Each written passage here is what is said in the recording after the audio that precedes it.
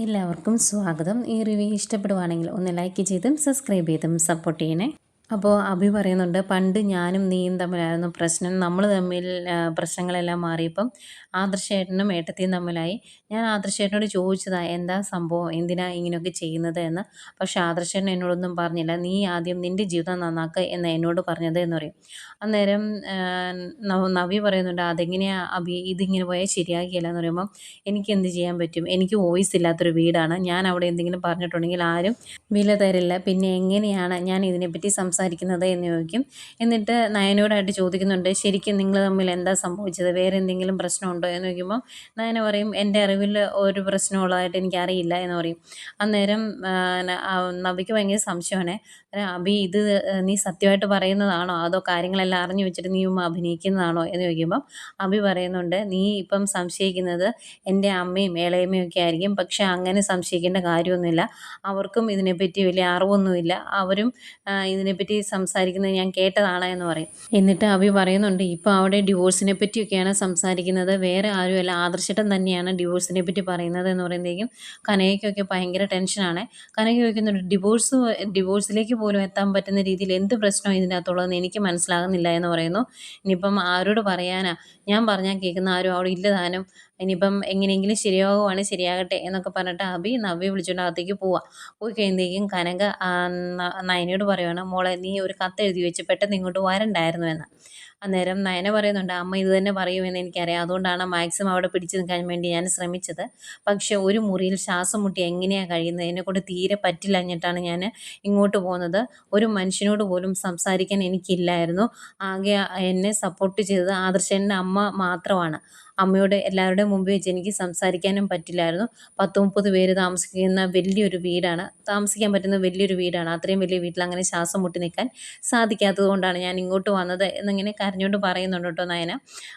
ഈ സമയമെല്ലാം ദേവയാനിയും ആകെ വിഷമിച്ച് റൂമിൽ അങ്ങോട്ടും ഇങ്ങോട്ടും നടക്കുക കേട്ടോ, എന്ത് ചെയ്യണമെന്ന് അറിയാതെ. എന്നിട്ട് ലാസ്റ്റ് ആദർശിൻ്റെ അടുത്തേക്ക് പോകാൻ തീരുമാനിച്ചു. അങ്ങനെ ആദർശിൻ്റെ അടുത്ത് വന്നിട്ട് ചോദിക്കുന്നുണ്ട്, എന്താ ആദർശം നിൻ്റെ മനസ്സിൽ, അങ്ങനെ ഒറ്റയടിക്ക് നയനെ അങ്ങ് വിട്ടുകളയാൻ നിന്നെക്കൊണ്ട് സാധിക്കുമോ? അവൾ നമ്മുടെ ജ്വല്ലറിക്ക് വേണ്ടി എന്തൊക്കെ നേട്ടങ്ങളാണ് ഉണ്ടാക്കി തന്നത്. ഇപ്പം റെക്കോർഡ് സെയിലല്ലായിരുന്നു ജ്വല്ലറി നടന്നത് ഈ കഴിഞ്ഞ വിഷുവിന്. അതിൽ നിന്നും കോടികളുടെ ലാഭം നമുക്കുണ്ടായതല്ലേ. ഇപ്പം നമ്മളുടെ ജ്വല്ലറി മറ്റു ജ്വല്ലറികളെ അപേക്ഷിച്ച് ഒരുപാട് മുന്നിലാണ്. പണ്ട് ആ അവസ്ഥയും അല്ലായിരുന്നു. ഇതെല്ലാം അവളോട് കൂടി നമ്മുടെ കൂടെ നിന്നതുകൊണ്ടുണ്ടായ നേട്ടമല്ലേ. അതൊക്കെ കണ്ടില്ലെന്ന് നടിക്കാൻ പറ്റുമോ എന്നൊക്കെ ഇങ്ങനെ ദേവയാനി ചോദിക്കുമ്പം ആദർശ് പറയുന്നുണ്ട്, എന്ന് കരുതി അവൾ ചെയ്ത തെറ്റ് അങ്ങനെ കണ്ടില്ല എന്ന് നടിക്കാൻ എന്നെക്കൊണ്ട് സാധിക്കില്ല എന്ന്. അന്നേരം ദേവയാനി ചോദിക്കുന്നുണ്ട്, അവൾ എന്ത് തെറ്റ് ചെയ്തു എന്നാണ് നീ പറയുന്നത്, അത് നീ എന്നോട് തുറന്നു പറയാമെന്ന് പറയും. അന്നേരം അത് പറയാൻ എന്നെക്കൊണ്ട് സാധിക്കില്ല എന്ന് പറയുമ്പം ദേവയാനി പറയുന്നുണ്ട്, ഇപ്പം നീ ഇങ്ങനെയൊക്കെ പറയും, കുറച്ച് കഴിയുമ്പോൾ നിനക്ക് അവളില്ലാതെ മുന്നോട്ട് ജീവിക്കാൻ പറ്റാതെ ആകും എന്ന് പറയുമ്പം ആദർശ് പറയുന്നുണ്ട്, അങ്ങനെയൊന്നുമില്ല, എനിക്കൊരു പ്രശ്നവുമില്ല. അവൾ എൻ്റെ ജീവിതത്തിൽ നിന്ന് പോയി എന്ന് കരുതി എൻ്റെ മനസ്സിൽ ഇപ്പം അവൾക്ക് സ്ഥാനമില്ലാത്തത് കൊണ്ട് തന്നെ എൻ്റെ ഇഷ്ടത്തിന് എന്ത് തീരുമാനം വേണമെങ്കിലും എടുത്തോളാൻ അച്ഛനും കൊച്ചച്ഛനും എല്ലാവരും പറഞ്ഞിട്ടുണ്ട് എന്ന് പറയും. ഇളയച്ചനും എല്ലാവരും പറഞ്ഞിട്ടുണ്ട് എന്ന് പറയും. അന്നേരം ദേവേനെ ചോദിക്കും, എങ്കിൽ പറ നിൻ്റെ മനസ്സിലുള്ള കാര്യം എന്താണെന്ന് തുറന്നു പറ എന്ന് പറയും. അന്നേരം ആണ് ആദർശ് പറയുന്നത്, ഞാൻ തീരുമാനിച്ചേക്കുന്ന ഒരു വക്കീലിനെ പോയി കാണാനാണ്. എന്നിട്ട് എനിക്കൊരു വക്കീൽ നോട്ടീസ് അയക്കണം, ഇനി ഒരുമിച്ച് ജീവിക്കാൻ താല്പര്യമില്ല എന്ന് പറയുമ്പോഴേക്കും ഭയങ്കര ടെൻഷനാണ് ദേവയാനിക്ക്. ദേവയാനിക്ക്, നീ എന്നതാ ഈ പറയുന്നത്, അതിന് മാത്രം എന്ത് സംഭവം ഇവിടെ നടന്നത്, നയനമോൾ അങ്ങനെയൊന്നും ആവശ്യമില്ലാതെ ചെയ്യുന്ന ആളല്ല എന്ന് പറയും. അന്നേരം ഓഹോ നയനമോളോ, എന്നോട്ടാണ് ഇങ്ങനെ മോളെ എന്നൊക്കെ വിളിക്കാൻ തുടങ്ങിയത് എന്ന് ചോദിക്കും. അന്നേരം ദേവയാനി പറയുന്നുണ്ട്, നിന്നേക്കാൾ ഇളയതല്ലേ, അതുകൊണ്ട് മോളെന്ന് വിളിച്ചെന്ന് ഓർത്തിപ്പോൾ എന്താ പ്രശ്നം, ഇനിയിപ്പോൾ അതാണോ കുഴപ്പം എന്ന് ചോദിക്കും. അന്നേരം ആദർശ് പറയുന്നുണ്ട്, അതൊന്നുമല്ല, അവളെപ്പോലെ വിശ്വസിക്കാൻ കൊള്ളാത്ത ഒരു പെൺകുട്ടിയെ ജീവിതത്തിൽ കൊണ്ട് നടക്കാൻ എന്നെക്കൊണ്ട് സാധിക്കില്ല, അത് തന്നെയാണ് കാരണം എന്ന് പറയുമ്പം നയന അങ്ങനെ ഒന്നും ചെയ്യില്ല എന്ന് എനിക്ക് ഉറപ്പുണ്ട് എന്ന് പറയും.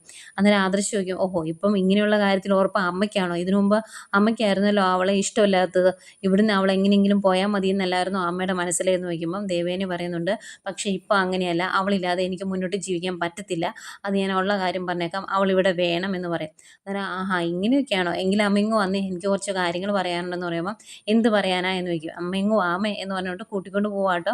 ഈ സമയം താഴെ മുത്തശ്ശനും മുത്തശ്ശിയും സംസാരിച്ചുകൊണ്ടിരിപ്പുണ്ടായിരുന്നു. അവർക്ക് ചെറിയ ടെൻഷനുണ്ട്, കാര്യം സീരിയസ് ആയി പോവുമോ എന്നോർത്ത്.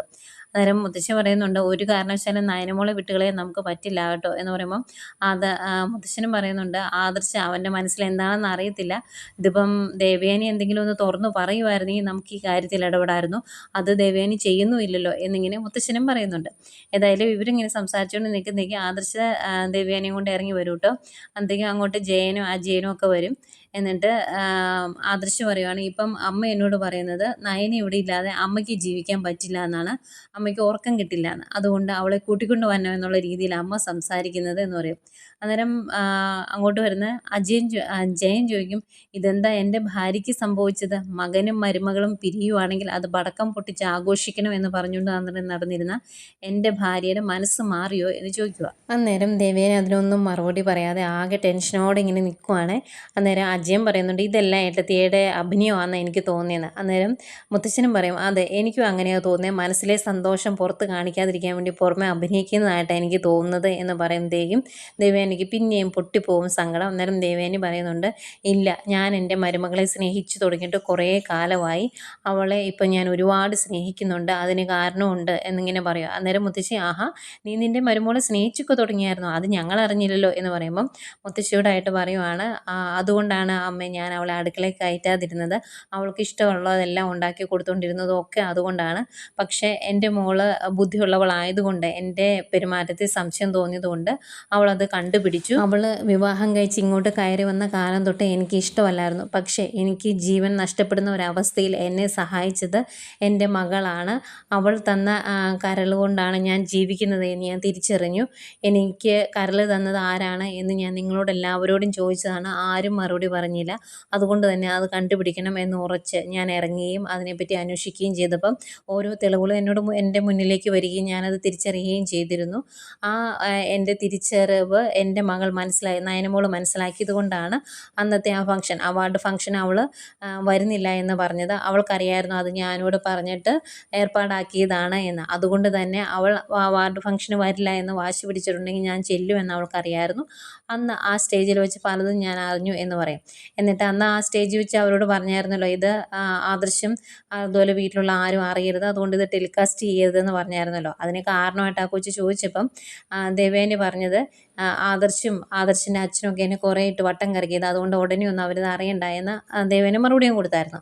അപ്പോൾ ആ കാര്യം പറയുവാണ്, അതുകൊണ്ടാണ് ഞാൻ ആരോടും പറയാതിരുന്നത്, ഞാനത് മോളോടും പറഞ്ഞു ആരോടും പറയരുതെന്ന്. അവളത് അക്ഷരം പ്രതി അനുസരിക്കുകയാണ് ചെയ്തത്. പിന്നീട് ഈ കാര്യങ്ങളെല്ലാം ആദർശിനോട് പറയാൻ വേണ്ടി മോൾ ഇങ്ങോട്ട് വന്നപ്പം അവനൊന്നും കേൾക്കാൻ തയ്യാറായില്ല. പിന്നെ എങ്ങനെയാണ് മോള് പറയുന്നത്, ഇനിയിപ്പം ഞാൻ എൻ്റെ മനസ്സിലുള്ള കാര്യങ്ങളെല്ലാം നിങ്ങളോട് തുറന്നു പറയുവാണ് എന്ന് പറയും.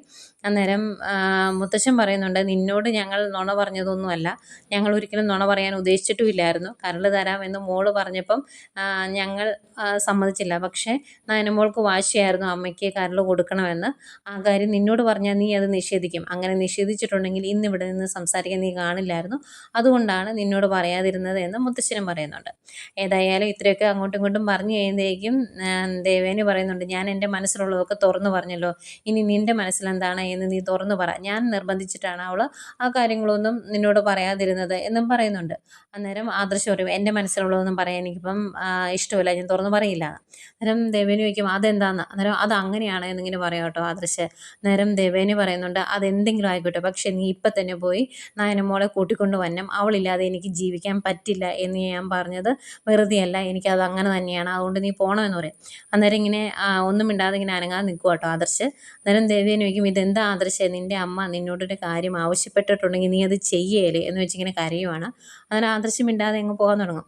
അന്നേരം ദേവേനി ചോദിക്കും, നീ എന്താ ഒന്നും മിണ്ടാതെ പോകണമെന്ന് ചോദിക്കുമ്പം എനിക്ക് കൂടുതലായിട്ടൊന്നും പറയാനില്ല എന്ന് പറഞ്ഞിട്ട് ആദർശ് അങ്ങോട്ട് പോകുമ്പം വിഷമത്തോടെ നോക്കി നിൽക്കുന്ന ദേവേനെ കാണിച്ചുകൊണ്ട് ഇന്നത്തെ എപ്പിസോഡ് അവസാനിക്കുന്നു.